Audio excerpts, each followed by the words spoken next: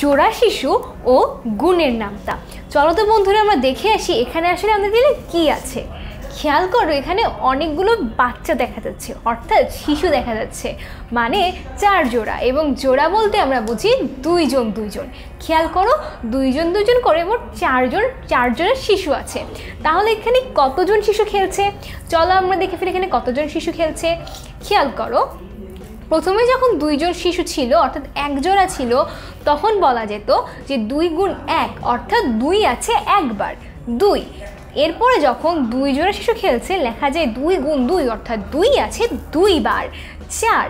এরপর যখন আরও 2 জন আসে তখন বলা যায় 2 এসেছে 3 বার অর্থাৎ 2 গুণন 3।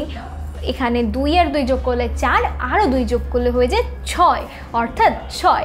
এরপর যদি আমরা 2 আর 2 জন করে শিশুর জোড়ার শিশুর 4টা করে জোড়া আনি তখন কি হয়, 2 আরও 2 4, আরও 2 6 এবং আরও 2 হয়ে যায় 8 অর্থাৎ 8 এবং 3 গুণ 2 6।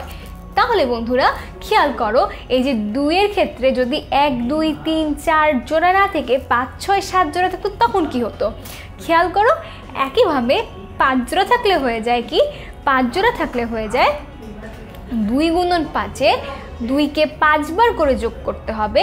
সেক্ষেত্রে আগে যে 4 জোড়া ছিল তার সাথে 2 যুক্ত হবে অর্থাৎ যোগ হবে।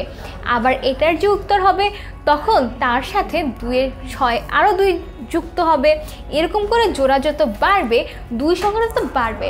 তাহলে তোমরা চট করে ফেলো তো দেখি, 2কে যদি তোমরা 5 বার 6 বার 7 বার 8 9 10 বার গুণ করো তাহলে উত্তর কি থাকে। এবং এটা নিয়ে এর সামনের ভিডিওতে নতুন একটা চমক আছে, চমকটা দেখতে ভুলো না যেন।